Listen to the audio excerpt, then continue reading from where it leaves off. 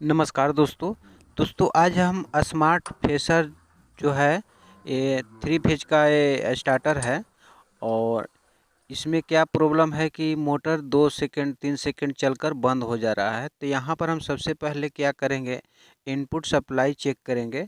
Input supply तीनों phase में कितना मिल रहा है। तो यहाँ पर 440 जो है डबल फेज हम चेक करेंगे। यहाँ पर तो देख रहे हैं 366 380 वोल्ट इस तरह का तीनों फेज पर सप्लाई शो कर रहा है।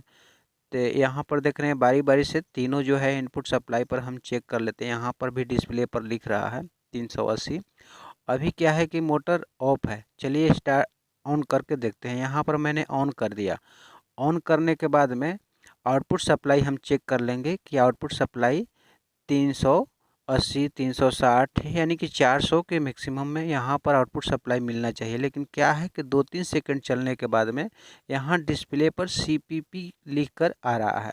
ऐसे में स्टार्टर में तीनों फेज सप्लाई जो है प्रॉपर मिलेगा तो भी स्टार्टर ऑन होगा।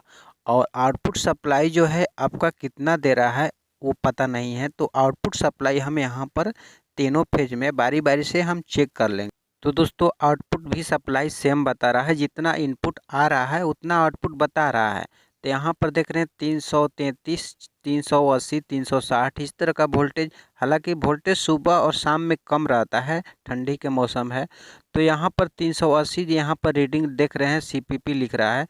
तो यहाँ जो बोर्ड है इस पर कुछ लिखा हुआ है सेटिंग करने के लिए।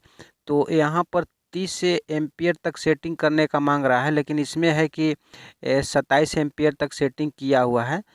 तो यहाँ पर सेट जो दिया हुआ है तो सेट को टिपने के बाद में देख रहे हैं यहाँ 29 एम्पियर पर सेटिंग किया हुआ है। तो यहाँ पर एम्पियर घटा बढ़ा सकते हैं, एम्पियर घटा बढ़ा कर भी देख सकते हैं जितना आपको यहाँ पर चाहिए। तो यहाँ सेटिंग के अनुसार आपको सेट कर लेना है। तो सेटिंग करने के बाद में भी क्या है कि 2-3 सेकंड चलने के बाद में जो मोटर है ऑटोमेटिक ऑफ हो जा रहा है। तो हम क्या करेंगे कि जो समरसेबुल का वायर आया हुआ है तीनों फेज, तो उसको चेक करना है कि हो सकता है बॉडी में भी कहीं अर्थ लीकेज होगा या वायर में भी कहीं से वायर कटा होगा। तो स्टार्टर जो है ये काम नहीं करेगा। इसलिए काम नहीं करेगा कि इसमें जो सिस्टम दिया हुआ है थोड़ा सा भी अर्थ से लीकेज होगा तो ये स्टार्टर जो है काम नहीं करेगा। मोटर जो है पानी देगा, मोटर बिल्कुल सही पानी देगा। यहाँ पर जो एम्पियर आप देख रहे हैं 10 एम्पियर, नीचे 9 एम्पियर बता रहा है। तो ऐसे में पता चल रहा है कि मोटर में ज़्यादा कोई प्रॉब्लम नहीं है, कोई फॉल्ट नहीं है। तो दोस्तों यहाँ पर देख रहे हैं नीचे में लिखा हुआ है कि अगर कभी भी CPP लिख कर आए तो मोटर में प्रॉब्लम है। तो यहाँ लिखा हुआ है। अब हमको करना क्या है कि जो समरसेबुल का वायर आया हुआ है इस स्टार्टर में कनेक्शन किया हुआ है, तो तीनों वायर को हम हटाकर देख लेंगे, हटाकर और स्टार्टर को ऑन करके हम चेक कर लेंगे। अगर स्टार्टर ऑन है, ऑफ नहीं हो रहा है, तो समझिए कि इस मोटर में कोई प्रॉब्लम है, कोई फॉल्ट है।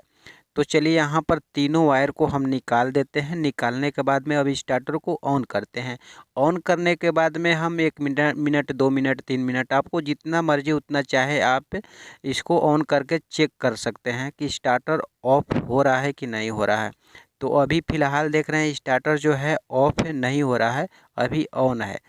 तो ऐसे पता चल रहा है कि स्टार्टर में किसी प्रकार का कोई प्रॉब्लम नहीं है, कोई फॉल्ट नहीं है। जो भी प्रॉब्लम है मोटर से है। तो चलिए यहाँ स्टार्टर को हम ऑफ़ कर देते हैं। और ऑफ़ करने के बाद में हम यहाँ जो स्टार्टर के पास ऑटो और मैनुअल जो है, ऑटो मैनुअल का जो स्विच है, यहाँ ऑटो मैनुअल स्विच भी हम करके देख लिए हैं। ऑटो में और मैनुअल में भी ये जो है स्टार्टर काम नहीं कर रहा है। तो अब मोटर का वायर चेक करने के, मोटर में फॉल्ट है कि नहीं है, तो यहाँ पर इंसुलेशन टेस्टर या मेगर मीटर के नाम से इसको जानते हैं। तो इस मीटर से हम क्या करेंगे कि समरसेबुल का जो तीनों वायर है उस वायर को चेक करेंगे हम। इसमें 2 वायर है, तो एक अर्थ है एक लाइन है। जब देंगे हम मोटर का वायर पर चेक करेंगे तो इसका रीडिंग जो है कांटा जो है भागेगा। तो चलिए इसको चेक करने के लिए एक वायर अर्थ से जोड़ेंगे और एक लाइन वाला जो वायर है इसको बारी बारी से मोटर के तीनों वायर पर हम टच करके देखेंगे। तो यहाँ ज़मीन पर कुछ पानी का जो है फुहारा डाल दिए हैं।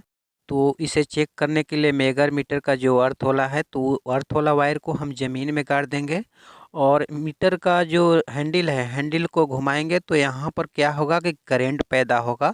तो यहाँ पर देख रहे हैं एक वायर को टच करने के बाद में इस हैंडल को घुमाएंगे तो करंट पैदा होगा, तो यहाँ पर रीडिंग शो करेगा, मीटर में कांटा जो है कांटा भगेगा। तो उसी के अनुसार हम क्या करेंगे कि समरसेबुल का जो तीनों वायर आया हुआ है तो तीनों वायर पर बारी बारी से टच कर रहे हैं। तो देख रहे हैं यहाँ पर जो है कांटा बता रहा है।